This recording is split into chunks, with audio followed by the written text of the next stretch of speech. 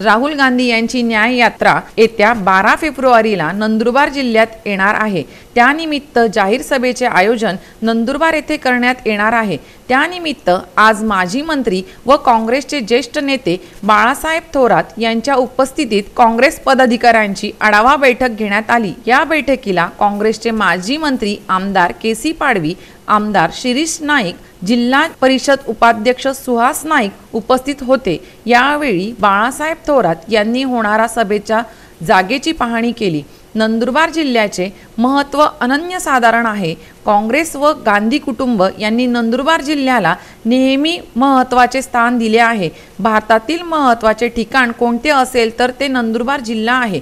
इंदिरा गांधी, राजीव गांधी, सोनिया गांधी यांच्या सभा येथे झाल्या असून आता राहुल गांधी यांची या जिल्ह्यात सभा होणार आहे। जिल्ह्यातील मतदारांनी नेहमीच काँग्रेसला पाठिंबा दिला आहे। ही न्याय यात्रा काढण्याचे उद्देश असे आहे की देशापुढे अनेक महत्त्वाचे प्रश्न उपस्थित झालेले आहेत। आत्ताची सरकार राज्यघटना पायदळी तुडवत आहे। देशात महागाई, बेरोजगारी, गरिबी मोठ्या प्रमाणात वाढली आहे। सर्वसामान्यांचे जगणं आता महाग झाले आहे। म्हणून या न्याय यात्रेमुळे देशाच्या नागरिकांना एकत्र करण्याचे काम राहुल गांधी करत आहेत। न्याय यात्रेनिमित्त देशात राहुल गांधी फिरत आहे। परंतु लोकसभा निवडणुकीत राहुल गांधी नंदुरबारला येत असून महाराष्ट्राची जाहीर सभेची सुरुवात नंदुरबार पासून होत असल्याचे बाळासाहेब थोरात यांनी सांगितले। यावेळी पुढे बोलताना त्यांनी सांगितले, महाराष्ट्रात जागा वाटपाचा प्रश्न हा सुटला असून फक्त 4 ते 5 जागाबाबतच प्रश्न उद्भवला आहे। परंतु यावर बैठका व चर्चासत्र सुरू असून भाजपाच्या कार्यसरणी ज्या पक्षांना आवडत नाही त्या पक्षांनी एकत्र येणे गरजेचे आहे, असे देखील काँग्रेसचे नेते बाळासाहेब थोरात यांनी सांगितले। न्याय यात्रा ही राहुलजींची सुरू आहे। नंदुरबार येथे 12 तारखेला 2 वाजता साधारणतः ते पोहोचतील आणि त्यानंतर सरळ आपल्या सभास्थानी येणार आहेत। यामध्ये नंदुरबारचं महत्त्व अनन्यसाधारण आहे।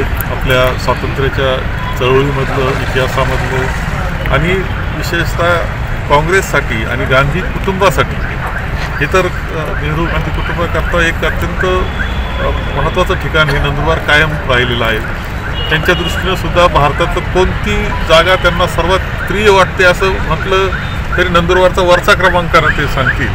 कारण स्वतः इंदिराजी, राजीव गांधीजी, त्याचप्रमाणे स्वतः सोनियाजी आणि आता राहुलजी येत आहेत। ही एक अत्यंत चांगली परंपरा आपली आहे, नंदुरबारची आहे आणि आदिवासी बांधवांनी खूप प्रेम त्यांच्यावर, त्या कुटुंबावर केलं आहे, काँग्रेसवर केलं आहे आणि म्हणजे ही सभा इथे एक ऐतिहासिक सभा व्हावी याकरता माननीय केसी पाडवी जे आहे, शिरीष कुमार जे आहेत आणि आमचे सगळे जे पदाधिकारी आहेत ते सर्वजण तयारी त्याची करतायत। ही न्याय यात्रा म्हणून त्यांनी घेतलेला आहे।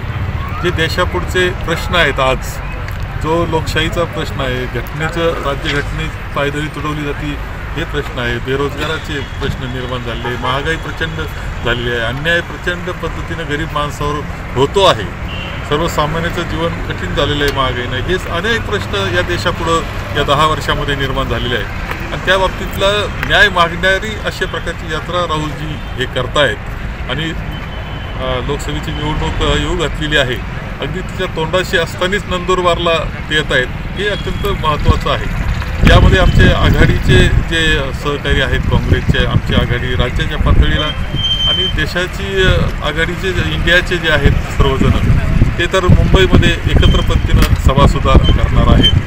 मात्र महाराष्ट्राची सुरुवात ही नंदुरबारपासून होते आहे। या आठवड्यामध्ये होतील, बरेचसं तर झालेलं आहे, 4-5 जागांची चर्चा सुरू आहे, की या आठवड्यामध्ये संपून झालेलं आहे।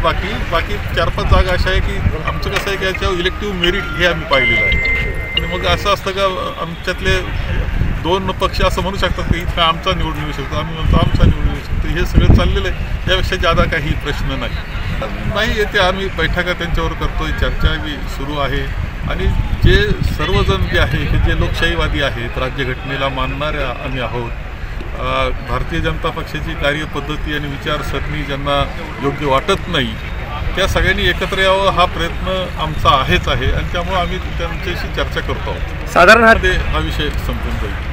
तेव्हा काँग्रेसने या परिस्थितीत कायम पाहिलेली आहे. 1980 साली काय परिस्थिती काँग्रेसची, 1999 साली काय परिस्थिती, 2019ला काय परिस्थिती. मोठे मोठे सगळे गेल्यानंतर पुन्हा उभारी काँग्रेसनं घेतली, नवे चेहरे त्यामध्ये आले आणि काँग्रेस ताकदवान बनत जाते.